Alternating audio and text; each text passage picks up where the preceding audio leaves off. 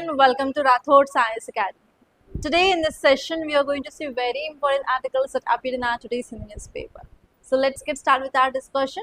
First I'll let you know important topics of the day, and later on I'll explain each and every topic from prelims and as well as mains point of view, and at last I'll be giving you prelims practice questions also guys. Please do follow until last, so don't skip this video anywhere.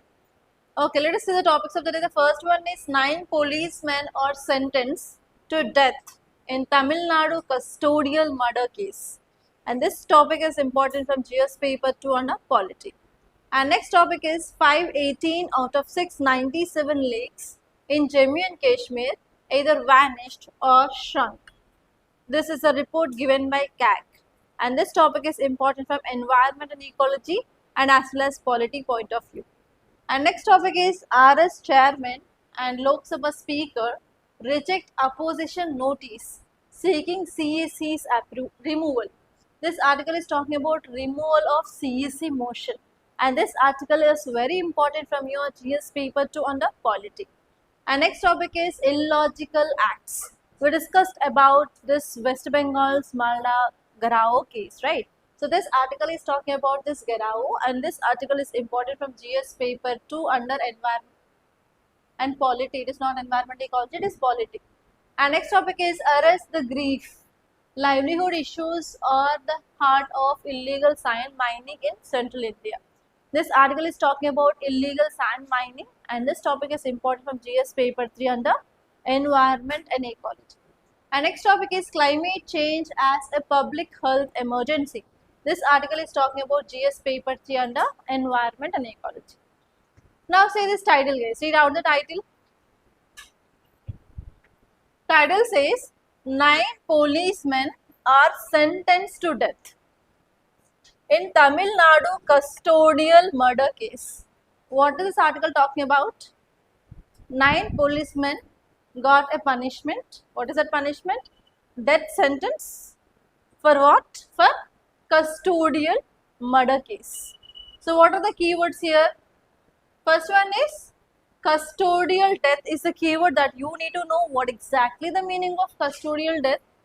And next one is you have to see about death sentence, right? Okay, in recent classes we discussed about 2 types of custodies. What are they?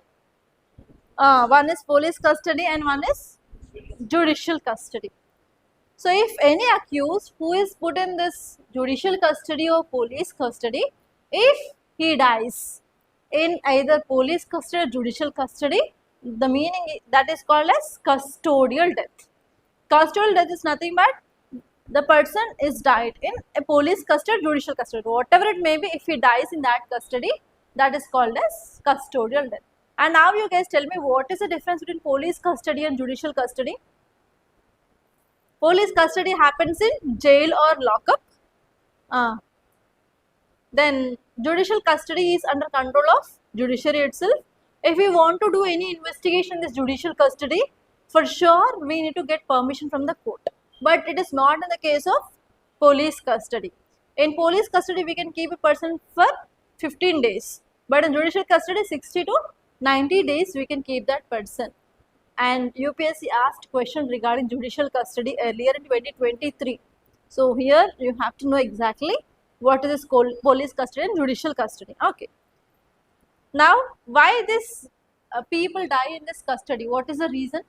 First one is, have you seen this Jai Bhim movie?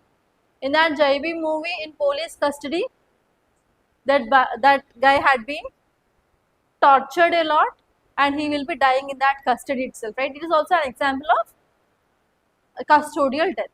So because of excessive torture, 2nd degree, 3rd degree torture, do you know this? So because of that torture, because of negligence and because of maltreatment, if you are not treating that person properly, that will also lead to this death, and this comes under this custodial death. In Tamil Nadu, custodial death happened.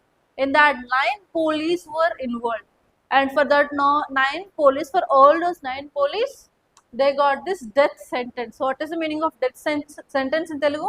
Uri Siksha. Okay. So nowadays we are not taking this custodial death as light. They are getting even this kind of death sentence.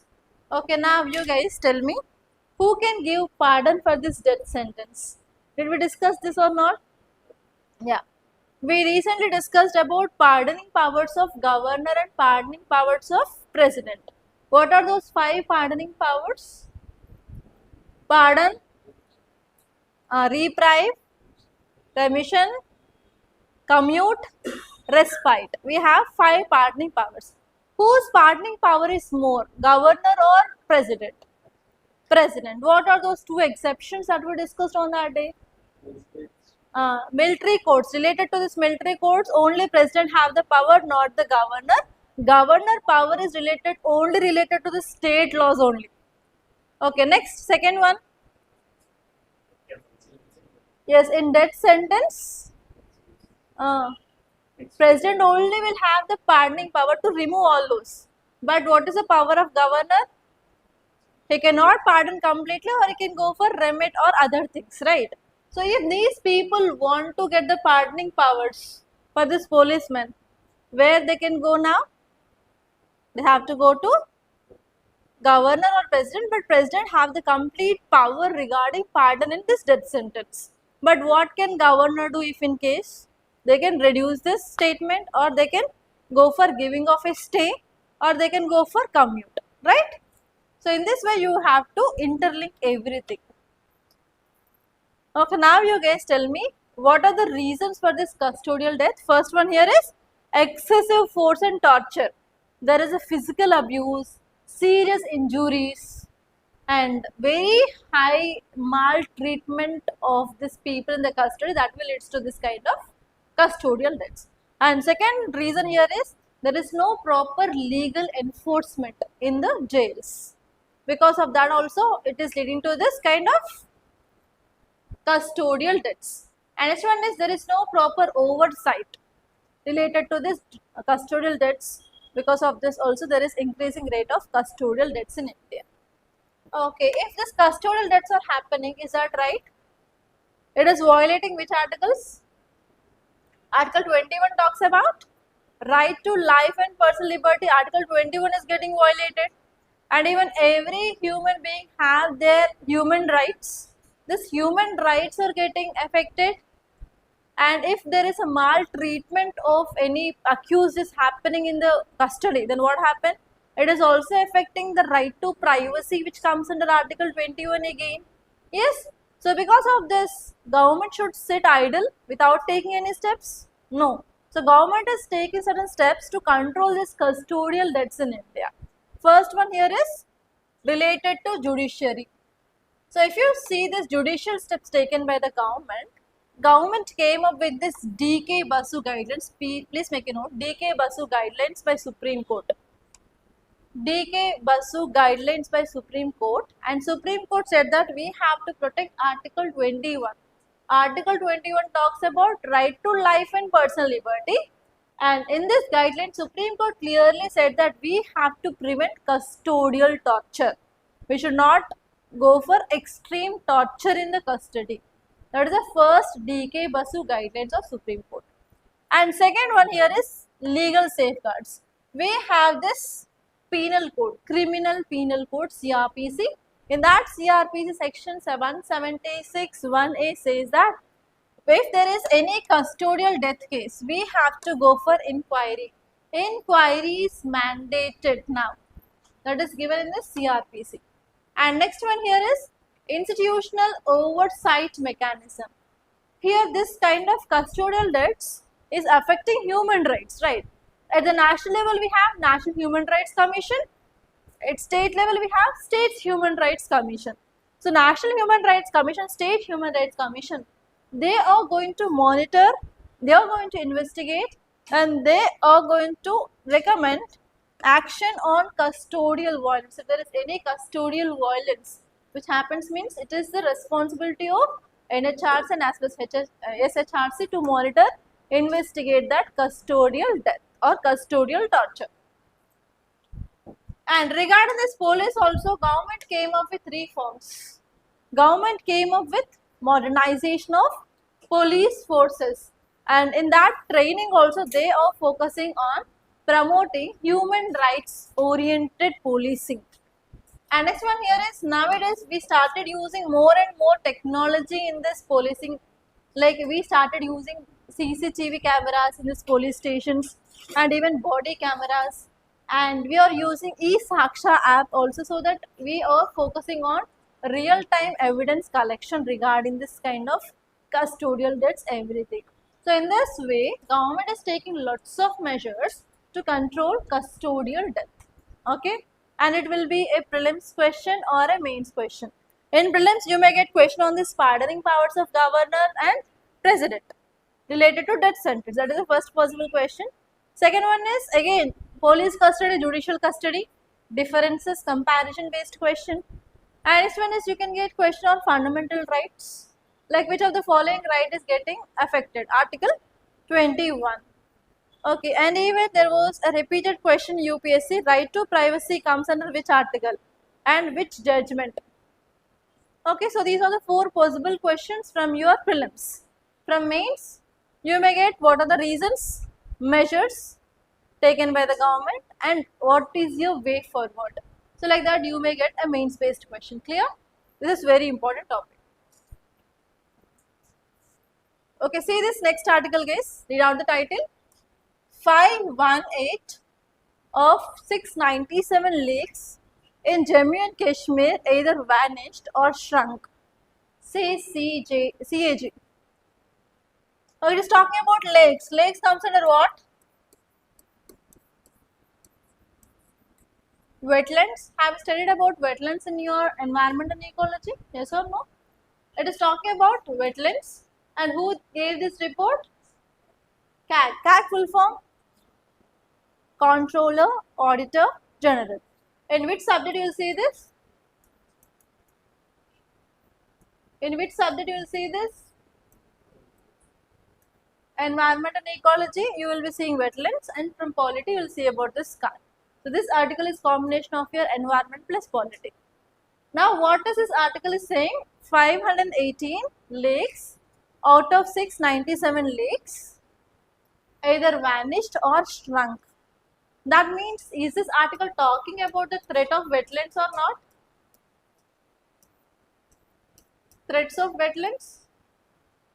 Okay, now you guys tell me, what is a wetland? What is a lake? What is a wetland? Have you heard about Ramsar Convention? Have you heard about Montreux Record? So here the basic thing that you have to focus is, you have to see what is the meaning of wetland, and you have to see natural wetlands and artificial wetlands, and you have to see lakes in India. In that lakes we have different types, like saline lakes or saltwater lakes, we have freshwater lakes. Okay, and there are certain special lakes which are formed with different activities, like we have Lonar Lake is a crater lake, and we have volcanic lakes, and we have because of this movement of plates also there are many lakes which are formed. So you have to see all those things. And next one here is, they are talking about which area? Jammu and Kashmir. Okay, so why this number of lakes are more in this Jammu and Kashmir? There are 697. Is this a small number? It is a very big number. Why there are more lakes in this Jammu and Kashmir? What is the reason? What do you think? Jammu and Kashmir is a Himalayan area. In this Himalayan region, what is the problem now? It is happening? Climate change. Because of this climate change, what is happening? The glaciers are melting. Because of this melting of glaciers, if there are any small depression, this water will come and it will settle in that. So that will lead to the formation of a lake, yes or no? So these are mostly glacial lakes. Are you understanding the concept? Okay, mostly we can see glacial lakes in this Jammu and Kashmir. There are around 697. Out of this, around 518 lakes are vanished. What is the meaning of vanished? They disappeared. What is the meaning of shrunk? Size had been reduced, right? So here this report of CAG is saying that wetlands in Jammu and Kashmir are in danger. Around 518 lakes, they were completely vanished, or like their size had been shrunk. So now tell me guys, what is the use of this wetlands? Do we need wetlands? Why we need this wetlands? Why we need this lakes? What is the ecological role played by this lake? Yes, we can focus on species conservation. Next, it will provide water facilities. Yes, next. Huh? Groundwater, okay, groundwater penetration. Uh, huh? Okay, carbon sequestration. Next, what does this lake do? They'll provide some livelihood opportunities for the people who are living. Next, and even in yesterday's class, we discussed about migration of birds. And especially in this Jammu and Kashmir, we have Wular Lake, we have Dal Lake. They are the tourist sites also. If this area is getting diminished or if they are getting managements, obviously Dal Lake is very important for tourism, and especially the people who are living around this Dal Lake. They depend on one livelihood, that is guiders. Okay, so here they may lose their low opportunity in that area. And if you see this questions on this lakes, how many of you did PYQs of geography PYQs of geography? In the geography, they mainly asked about the lakes and which river is draining into that lake and which river originated from that lake. Do you know this? In in this Jammu and Kashmir, we have Wular Lake. Wular Lake is a freshwater lake or a saltwater lake? Freshwater lake. And which river is feeding or which river is providing water to this Wular Lake? Huh? Yes, Jhelum. Like that, they are asking questions. So whenever you are seeing lakes in India, you have to see location of that lake. First of all, you have to see in which state it is located. And next one here is from where the water is coming to that lake. Okay, what is the source of water? And next one is you have to see whether it is saline lake or salt water lake or fresh water lake. Many a times UPSC asked question on Wular Lake. Do you know this Loktak Lake which is located in Manipur? On this they asked question. Next one is Pulicat Lake, Kolleru Lake. Have you heard this? Pulicat Lake, Kolleru Lake. And even Harike. Harike, do you know this Harike? Where this river Bias and Ravi meets. That is called as Harike. So Harike, on this also they asked question. So majorly see which are the major lakes, and they are asking these points, whether it is saltwater lake or freshwater lake and in which state they are located, and they are asking whether from where the water is coming for that lake. Okay, so and if there is anything, whether it is natural or artificial lake, they are also asking this. In 2019 there was a question in this way, which of the following lake is artificial lake? And the answer is Kodaikanal. There is one option that I can't recall right now. So on this way also you are getting questions. So you have to see clearly, guys. And on this wetlands, many a times from environment and ecology they asked questions. Okay, you have to see that. Okay, now let us see the context. Here CAG, Comptroller and Auditor General of India, released a report. The title of that report is Conservation and Management of Lakes in Jammu and Kashmir. And it highlighted that there is a severe ecological crisis in Jammu and Kashmir. What is that ecological crisis? They surveyed around 697 lakes. Out of these 518 lakes, they are around 74%. They either vanished completely or shrunk significantly. Okay, so that is the data. So don't remember any of this data, but remember that around 74% of the lakes in Jammu and Kashmir are vanished or shrunk in size. That's it. The reasons are, the first one is uncontrolled land use changes, especially across this river lake beds and in this catchment areas. We are focusing on diverting of land towards agriculture. Actually, these lakes are having very rich in sediments. Why they are having very rich in sediments? Whenever there is any flow of water, any rainfall, so runaway will come and will deposit it in these lakes. So because of this, the lake bed is very nutritious. So because of this, people are trying to convert these lakes into agriculture so that they can increase their agriculture productivity and they will get more profits. And this one is they are expanding the urban areas and they are going for illegal encroachments. Because of these reasons, what is happening here? The shrinking or vanishing of wetlands are happening. And next one is deforestation and even altered catchment. That is also reducing water inflow. So if water is not available properly for these lakes, obviously Because of climate change, the rate of evaporation will be more. If rate of evaporation will be more, what happens? The water content will be less. So that what will happen? The shrinking of size of the lake will happen, right? That is the second next most reason, climate change and deforestation. And next one here is, there is no proper governance mechanism. There is no proper coordination between forest, revenue, agriculture, housing and urban development, etc. So because of this, what is happening? There is no single nodal authority to manage this wetlands in Jammu and Kashmir. And next one is poor implementation of conservation programs, and even there is no proper sewage treatment plants also. So if there is no proper drainage waste management mechanism, what happens? This sewage is directly released into this water. That will lead to this mess of this lakes. So all these are the major problems that are there in this Jammu and Kashmir that leads to the severe ecological threat in Jammu and Kashmir. Okay, what are the recommendations given by this CAG report? First one is, there is no proper central authority. There is no proper coordination between different. So the first recommendation is, we have to establish a centralized and specialized authority.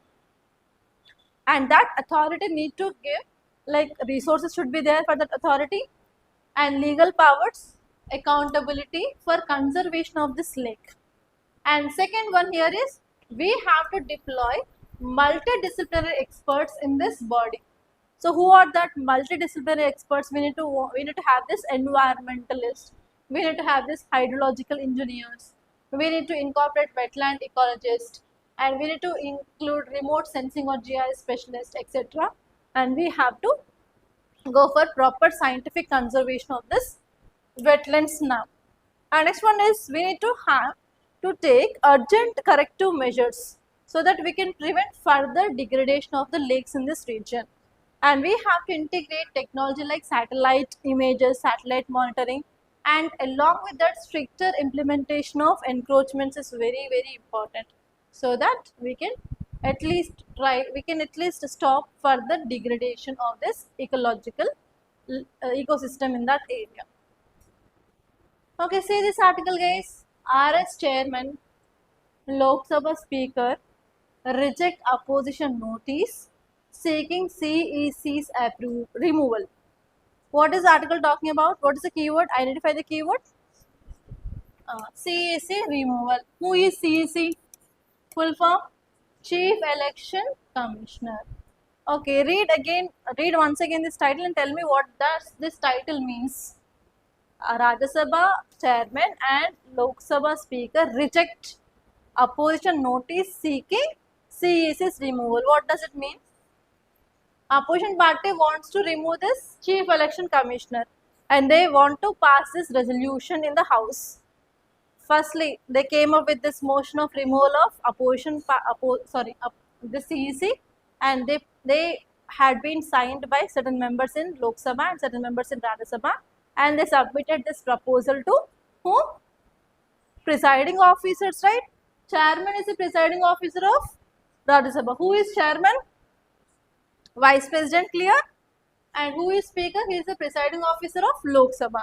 They gave that proposal that we want to remove this person. What they did? They rejected. In the same way, one more resolution had been rejected by this presiding officers. What is that? In the recent past, we discussed that. Yes, removal of Lok Sabha speaker also had been rejected. So how you can expect a question? Powers of presiding officers, yes or no? It is the power of presiding officer only, no, they are rejecting. So how can you get a question? Is consider the following statements regarding presiding officers. And you may get the statements regarding Lok Sabha speaker, Rajya Sabha chairman. In that for sure they'll include the statement or not. It is a power of speaker to reject the motion of removal of CEC. On this way they can give the question or they can frame the question or not, because it is a major thing, right? So here this time you have to see thoroughly about presiding officers of parliament, and you have to see what is their role, how they are elected, how they are removed. Okay, everything that you have to see here. Presiding officers will be very, very important this year. And C, PYQs. Many a times UPSC asked questions on Vice President as a role of Rajya Sabha Chairman, and even they asked questions on Lok Sabha Speaker. Okay, very important this time. Okay, and next, what is a possible question that you can expect here? CEC. Yes, consider the following statements regarding Chief Election Commissioner. In that, they may give you statements, and in that statements, they may include what are the powers of Chief Election Commissioner because of SIR in news, and because of this Garao in news. Again, you may get question on tribunals. And next one here is what you can get: appointment and removal process, because it is about removal process, right? And this topic is very important from your polity. Okay, now let us see how the CEC is removed. Okay, do we have any provision or process related to removal of CEC in our constitution? No, yes or no? Okay, first of all, tell me how this CEC can be removed. Already we discussed this in earlier classes. Online students, tell me guys how the CEC is removed. We are following the process same as removal of Supreme Court judge. Do we have anywhere written about how the Supreme Court judge can be removed in our constitution? Do we have the process of removal of Supreme Court judge in our constitution? Think and tell me. This will be a statement. No, there is nowhere written about removal process of the Supreme Court judge in our constitution. But where it is written? It should be written somewhere, right? If not in constitution, it should be written somewhere. Where it had been written? It is written in Judges Inquiry Act. Okay, removal of Supreme Court process is there in Judges Inquiry Act, and removal of CEC will follow blindly what? Judges Inquiry Act only, because on the same grounds of Supreme Court and the same process of Supreme Court judge removal, we will follow the same thing for this CEC removal. Are you understanding? So nowhere in the constitution it was written about this removal of CEC or Supreme Court judge, but where it is written in Judges Inquiry Act. Okay, now let us see here about the constitutional provisions related to CEC. Okay, we have Article 324 subclass 5 of Constitution. It says that law made by the Parliament related to service conditions and tenure of election commissioners and regional commissioners are determined by the President. President is having power and Parliament is having power related to this election commissioner. And CEC can be removed only in the same manner and the same grounds as whom? Supreme Court judge. And what is the ground on which we can remove this Supreme Court judge or CEC? Only on two grounds. What are they? Misbehavior, incapacity. On these two grounds only, we can remove these two persons, CEC and as well as Supreme Court judges. And we have two election commissioners. They are also called as regional commissioners. They can be removed on the recommendations of CEC. Okay. Yeah, what is the removal process? Removal process is governed by Judges Inquiry Act of 1968. Okay, what is the process here? First of all, if you want to remove that CEC, we have to make a resolution or a motion.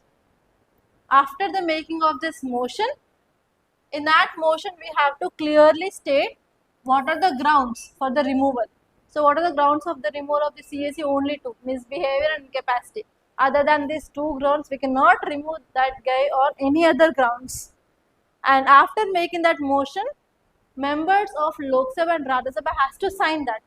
And we have to remember the number. Around 100 members in Lok Sabha has to sign and around 50 members from Rajya Sabha has to sign. After signing, what they'll do? This people who wants to remove this person, they will go to the presiding officer. In Lok Sabha we have speaker, in Rajya Sabha we have chairman, and they will submit. And now the power of presiding officers comes into picture. If they want to admit, they will admit. If they want to reject, reject. So now in this article, they rejected this motion of removal of CEC. Okay. For example, if they reject means that will be ended there itself. We cannot question them. So if they admit this motion means what they'll do? Now they will establish one committee with 3 members. And who are these 3 members? One is Supreme Court judge, second one is High Court Chief Justice, and third one is distinguished jurist. And these 3 people now start investigation on this allegation on which they want to remove this seats. And if that allegation is wrong, then that will be ended there only. If that allegation is right, then this committee will be submitting the report to that house. And based on that, what happened? They will go for voting in the parliament. And here also it is very difficult. In that voting, they need to get special majority. And if they get special majority, then on that day only, president order will come and that person will be removed on that day itself. So this is the process of removal of Supreme Court judge or CEC. Both will be same. See this next article, guys. Illogical acts. This article is talking about Malda Guerrao to protect SIR adjudication vitiates Bengal elections. Okay, what is this Guerrao is about? We discussed, I think, 2 to 3 days ago. What we discussed? To understand this again, we have to see the story. Election Commission of India came up with this SIR. What is the full form of this? Special Interest Division. They went for in-detail scrutiny of electoral rolls in the states. And they removed this ghost voters, they removed duplicated voters, and the people who are not present there also, they removed their names. And people who are not having valid documents also, they removed the names. So because of this lakhs of people, they lost their name in this voter list. And finally what they did? They filed petitions in Supreme Court. And Supreme Court said that if your name is not there in the voter list, it is not like completely you're going to lose this right to vote. You can approach tribunals.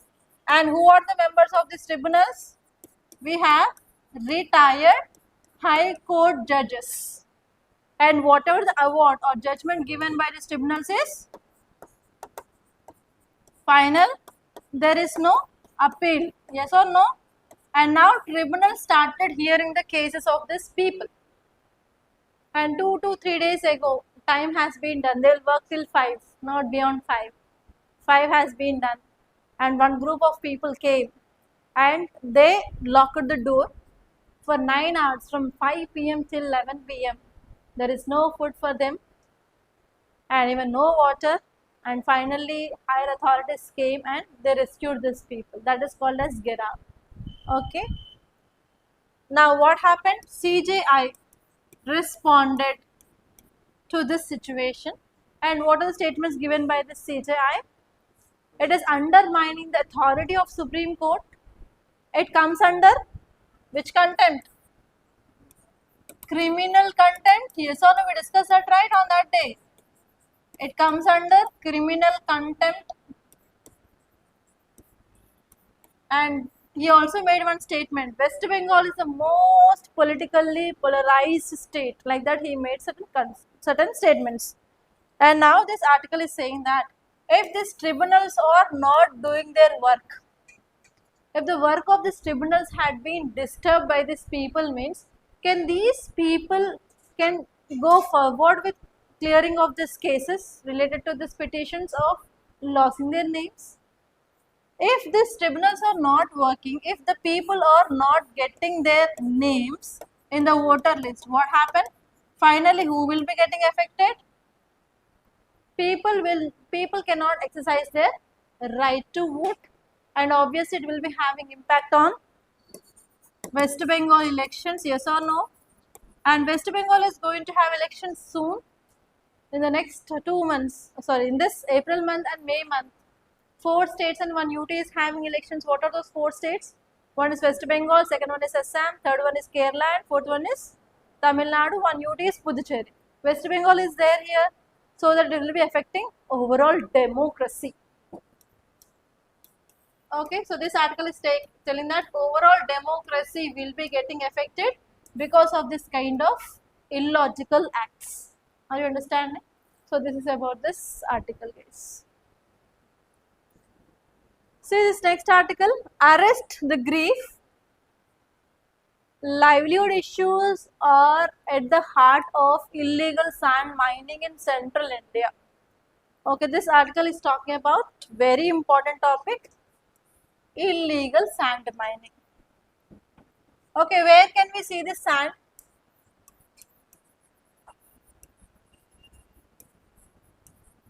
This article is talking about illegal sand mining. Okay, normally wherever we have river and water bodies, in that areas we can get this sand. So where we'll use this sand normally based on your knowledge? For construction purpose, we'll use this sand. So why this illegal sand mining is happening? Especially from AP, you guys know more about the sand mining. Tell me why the sand mining will happen more? For gaining more profits. Next. Only for gaining more profits. It is also one mafia, right, in AP. Not we won't accept Govind. Accept Eva? No. Okay, so here this article is saying that in central India, sand mining is becoming a big problem, and government came up with one project of conservation of gharials. In yesterday's test, you wrote about biodiversity conservation, right? In that biodiversity conservation, I think you might have studied about Project Tiger, Project Lion, Project Elephant, Project Crocodile, Project Snow Leopard, Project Dolphins. Yes? So here whenever the number of that animal is declining, government will be taking certain steps to protect that animal, right? So those are examples of conservation projects. So here we have one important river called as River Chambal, and this River Chambal is declared as a sanctuary, that is called as National Chambal Sanctuary. In this sanctuary, we have one important animal called as gharial. What is this gharial? On this UPSC asked a question. What is a gharial? Gharial is nothing but crocodile species. Okay. You have to see the difference between gharial, crocodile and alligator. So we have three species. They look similar. They are crocodiles only. But because of some morphological changes, they got different names. We have alligator. Have you heard about alligator? No idea. Very good. Alligator. Next one is crocodile. Next one is gharial. Crocodile is having this kind of face. It will be having like this. Teeth will be like this. But gharial will be having like this. Very long and very thin snout like this. Okay? Okay, why this is very long? On this only the question was there in PYQs. The question was in this way, consider the following statements regarding crocodile species. Crocodile is having this kind of V-shaped mouth, but gharials is having very long slender mouth. What is the reason? Have you seen different bird species? Do all the birds have same beak? Beak? No. Why? Why it is different? Based on the food habits only it is different? Yes or no? Some birds will be having very long legs, some will be having very short. Why? Especially birds which live in this aquatic ecosystem, they will be having long legs and they will be having very long beak. For example, kingfisher, cranes, have you seen? They will get the food from this water. So they need to have a very long beak to catch the fish, and even they need to have long slender limbs so that they can stand in the water. Yes or no? If their legs are very short, can they stand in the water? Is that possible? No, right? In the same way, this is completely non-veg. It can eat even if this lions, deers or any other animals, if it comes to drink water in this nearby ponds, this crocodiles can eat them.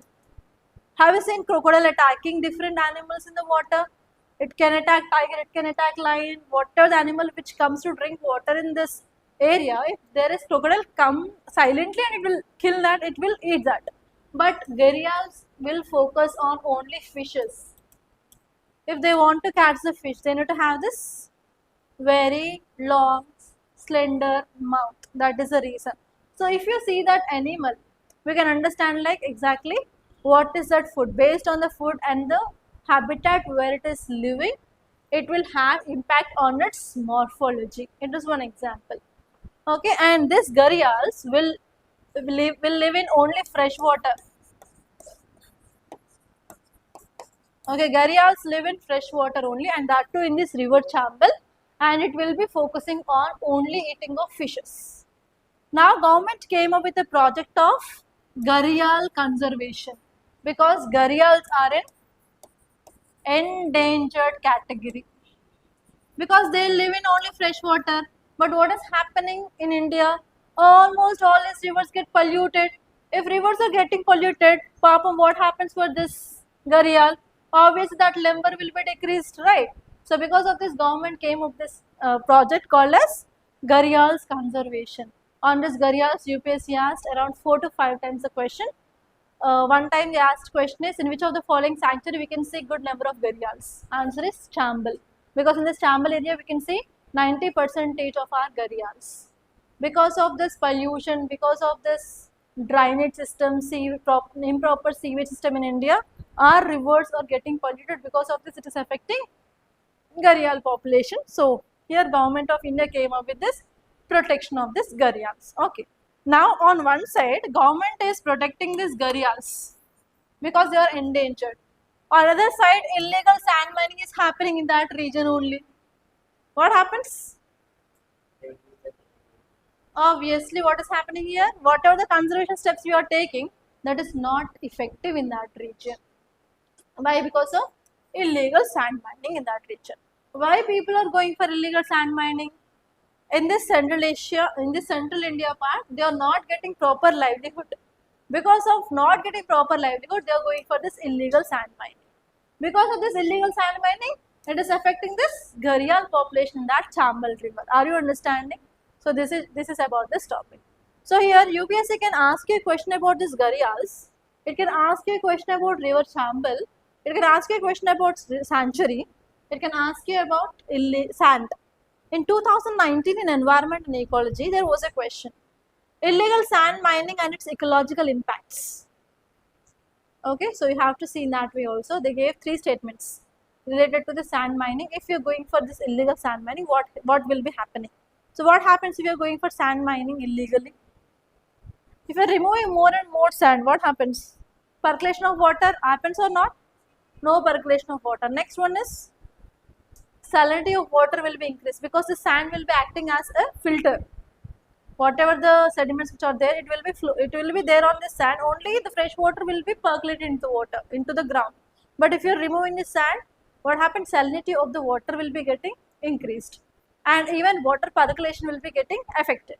So like that, you have to see even how this illegal sand mining will be having impact on entire environment and ecology in that place. That was a question 2019. Okay. And even recently we discussed about this Great Nicobar project, right? What is that Great Nicobar development project is about? We are going for transshipment port, airport, solar and gas power plant. One is township. Which animal species are getting affected there? I said about 4. First one is turtle. Okay, leatherback turtle. Second one is saltwater crocodile. Third one is Great Nicobar megaport. Next one is Great Nicobar tree shrew. There also crocodile is there. Now here also gharial is there. You may get question in this way. Like they will give you pair based question, animal species and regions. Saltwater crocodile, Andaman and Nicobar. Gharials, Chambal. And they may give river dolphin, like that. They will give you species. This is also a possible question, because UPSC asked in the same format in 2022, I guess. Okay, if you see PYQs, then you can understand the mindset of UPSC, how can they give questions. Okay. Now let us see this article. Recently, Supreme Court on March 2026 decided to intervene to protect fragile low-tech ecosystem. Have you heard about this low-tech and lentic aquatic ecosystem? What is low-tech and what is lentic?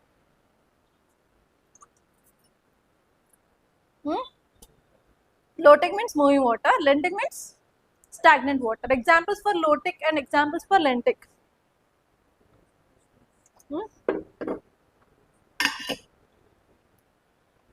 Tell me about low-tech examples. Low-tech means rivers, streams, canals. Lentic means there is no movement of water. Water will be there in that region only. We have lakes, we have oceans, we have ponds, we have seas. There is no much movement of water like rivers. So here low-tech means nothing but river. Here we are talking about Chambal River. Okay. And this sanctuary is located at tri-junction of 3 states, very important, Rajasthan, MP and UP. And it is a crucial habitat for critically endangered gharials. They are fish-eating crocodiles. Okay, very important. And next one here is there is rampant illegal sand mining in this region that is threatening this sanctuary. And what is the impact of sand mining? Sand mining is sand mining leads to the significant threat to the sanctuary. That leads to degradation of habitats for sand nesting species, and we have lots of species. They will make the nest in the sand. If you are going and removing the sand, obviously this animal species will be getting affected. And even there are lots of aggressive activities which are doing by these mafias in this region, and illegal movement and heavy movement of vehicles will be happening if there is illegal sand mining. That will lead to increased sound pollution, light pollution. Normally this illegal sand mining will be more in night times. So in that night times they will be arranging some artificial lights. So light pollution can also happen. It will be affecting reproduction pattern of animals. Okay, and if you see some facts regarding this National Chambal Sanctuary, it is known as National Chambal Gharial Wildlife Sanctuary, and it is located at Tri-Junction. It is in this river Chambal. And here we can see gharial population, around 90% of world's gharial population seen here. So on this the UPSC already asked question. And next one is marsh crocodile we have, and we have red crowned roof turtle, smooth coated otter, striped hyena.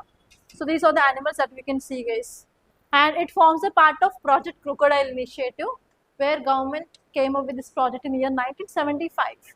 Because of declining of crocodile population in India. Okay. See this next article, guys. Climate change as a public health emergency.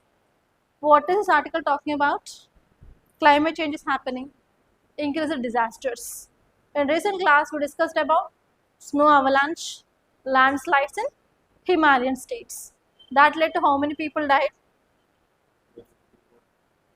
Okay, many people died because of this landslides, avalanches, right? That is the one thing. And next one here is climate change is happening. Means there is increasing of global warming, global temperature is increasing. Because of increasing of heat, obviously it will be having impact on the people, right? What happens here is whenever we are working in very high temperature conditions, our body will be getting dehydrated. Yes or no? Why our body will get dehydrated? What is the reason why you will get more sweat? Will you get sweat or not? Why will you get sweat? What is that mechanism? If you are staying in high temperature, your body will be getting heated. If your body will be getting heated, your internal organs will be getting affected. To make sure that your internal organs are safe, your body mechanism, how it will work is, it will open the sweat pores and it will release water outside. And because of that, your skin will be getting sweat. So because of the sweat, your body will be getting cooled outer part. If your body is getting cooled outer part, obviously it will protect your internal organs. Okay, if more and more sweat happens, then what happens? Whatever the water content which is there in your blood will be getting reduced. Your blood will become thick. So movement of blood will become very slow. If that is further blood thicken means it will form clots. There is no movement of blood in your body. Obviously that will lead to malfunction of different organs that will lead to death. Okay, dehydration is that much harmful, but many people will ignore that. And next one here is, because of increase in temperature, we have vector-borne disease, right? Like house flies will transmit some diseases, sand flies will transmit some diseases, and even mosquitoes. Whenever there is increasing of temperature, that will be the good condition for them to breed more and more. If more and more mosquitoes, more and more house flies, more and more sand flies, that will spread more and more diseases. Yes, that is also having impact on the people. And next important point they gave here is, because of increasing of climate change, especially summers are increasingly hotter. Because of this, what happened? Whatever the greenhouse gas emissions are there in our atmosphere, that will trap more and more pollutants. That will be affecting your lungs and as well as blood streams.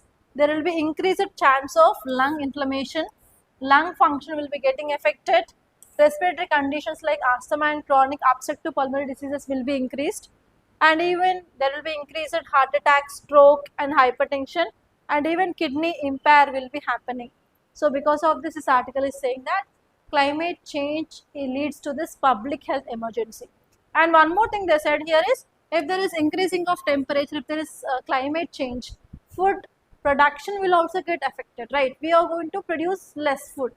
So if you are providing less food, we can feed less to our children. Then what happens? Can it comes under balanced diet or nutritious diet? No. If you're not giving the balanced diet for the children, what happens? We have macronutrients and we have micronutrients. What are these macronutrients we have to take in large quantities? What are they? Carbohydrates, proteins and fats. And apart from that, we have micronutrients. We have to take in very less amounts like iron, magnesium, zinc, right? So if we are not giving proper food to us, or like for ourselves or for younger generation or everything, that what happens? That will leads to increased macronutrient deficiency disorders and as well as micronutrient deficiency disorders that will impact effectively on their overall development, right? And if our kids are not having proper health, what happens? Repeatedly we have to take them to hospitals, we have to spend a lot on their health, expenditure will be increased, and sometimes if in severe cases we can't save their lives also. So here this article is saying an entirely that climate change will become a public health emergency. So we have to control this as soon as possible. That is the idea of this article. Are you understanding? That's it, guys. See these questions. First one is, consider the following statements. First one is, the Constitution of India provides for both vertical and horizontal distribution of powers. Next one, the residuary powers lies with states in India.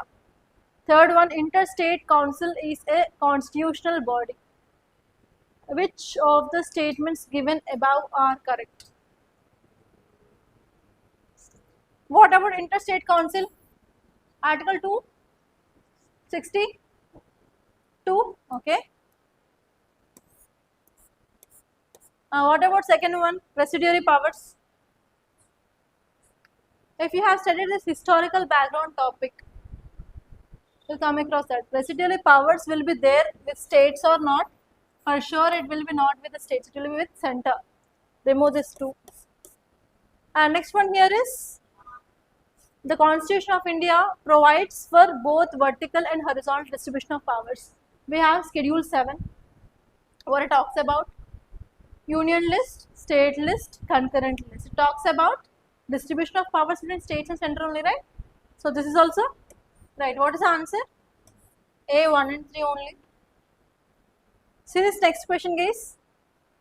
Consider the following statements. First one is, keystone species have disproportionately large ecological impact. The second one is, all invasive species are alien species. Third one is, endemic species are always threatened species. Which is correct? Now you have to answer this question. Environment is done and you are reading environment. What is keystone species? Have you heard this? Keystone species, umbrella species, flagship species, indicator species. What is this keystone species? Think, guys. Online students, by this I'm concluding. Thank you so much guys for watching, and if you like this class, please do hit the like button and please do share this class to your friends and do subscribe to Rathod's IAS Academy. Don't forget guys, and I wish you all the best.